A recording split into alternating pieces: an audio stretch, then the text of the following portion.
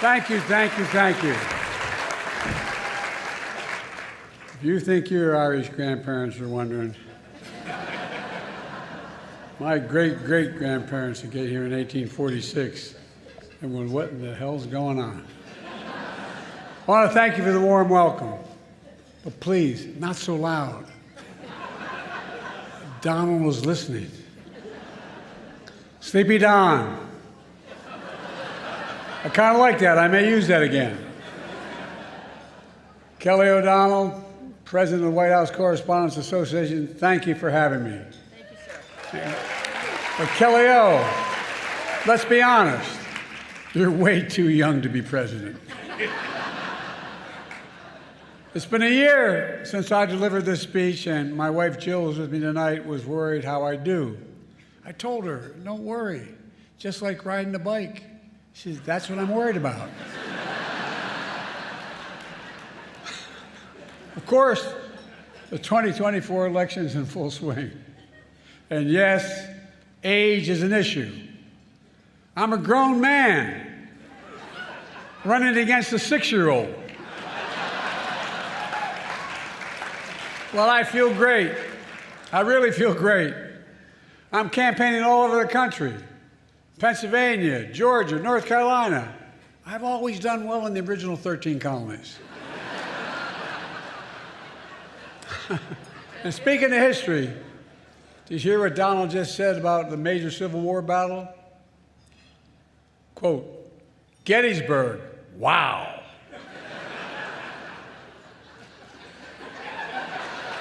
Trump's speech was so embarrassing, the statue of Robert E. Lee surrendered again. But look, age is the only thing we have in common. My vice president actually endorses me.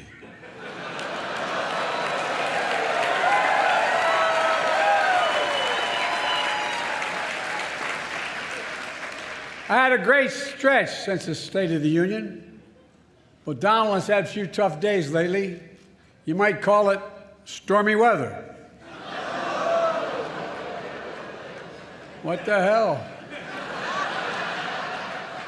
Trump's so desperate he started reading those Bibles he's selling. Then he got to the first commandment. You shall have no other gods before me. That's when he put it down and said, this book's not for me. Look, being here is a reminder that folks think what's going on in Congress is political theater. That's not true. If Congress were theater, they'd have thrown out Lauren Boebert a long time ago.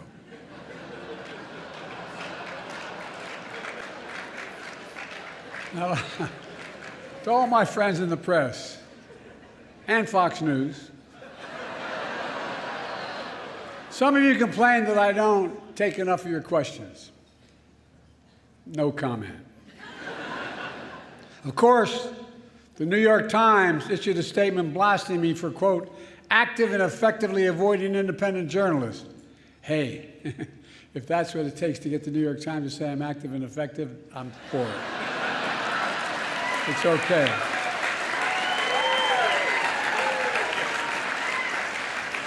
I have higher standards. I do interviews with strong, independent journalists who millions of people actually listen to, like Howard Stern. And I know you're looking around and saying, this guy's been doing this for 50 years. He's had his moment. Give him someone else a chance. To say that, I say, Lauren, ignore the critics. Ignore the critics. Lauren's a great friend who's had 8 comedians play me over the years on Saturday Night Live. 8. And who the hell says I'm not a real job creator?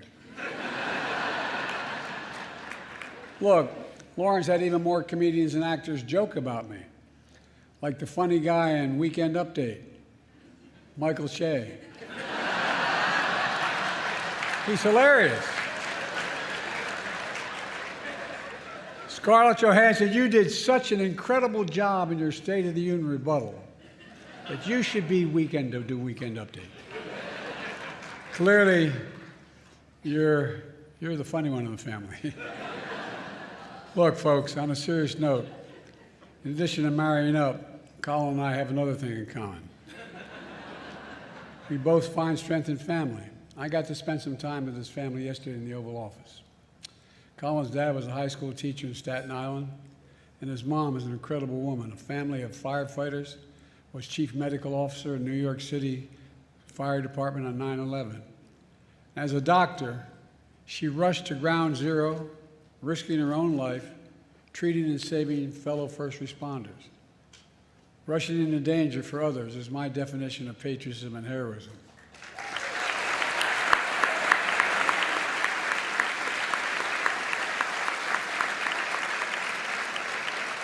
And so is what all of you do when you report truth over lies. That's why I want to close the night with my genuine thanks to the free press. There are some who call you the enemy of the people. That's wrong and it's dangerous. You literally risk your lives doing your job. You do. Covering everything from natural disasters to pandemics to wars and so much more. And some of your colleagues have given their lives, and many have suffered grievous injuries. Other reporters have lost their freedom. Journalism is clearly not a crime, not here, not there, not anywhere in the world.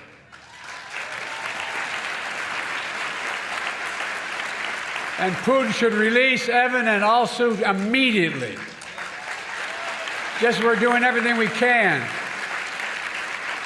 We're doing everything we can to bring home journalists, fellow journalists, Austin, and all Americans like Paul Whelan, who wrongfully detained all around the world. And I give him orders to Biden. We're not going to give up until we get them home. All of them. All of them.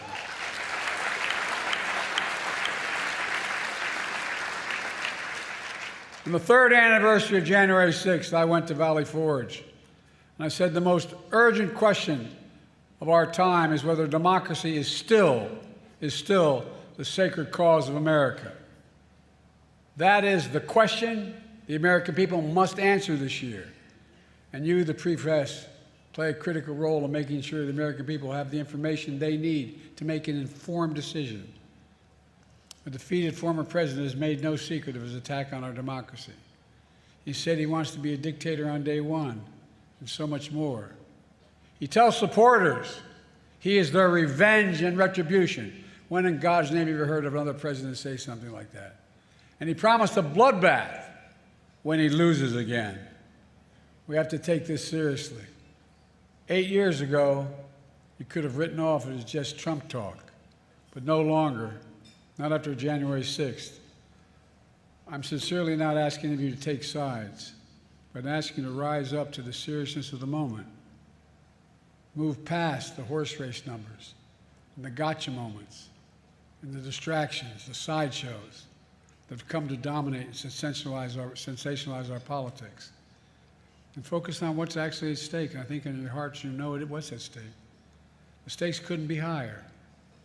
Every single one of us has a role to play, a serious role to play, in making sure democracy endures, American democracy. I have my role, but with all due respect, so do you. In the age of disinformation, credible information that people can trust is more important than ever. And that makes you, and I mean this from the bottom of my heart, makes you more important than ever. So tonight, I'd like to make a toast.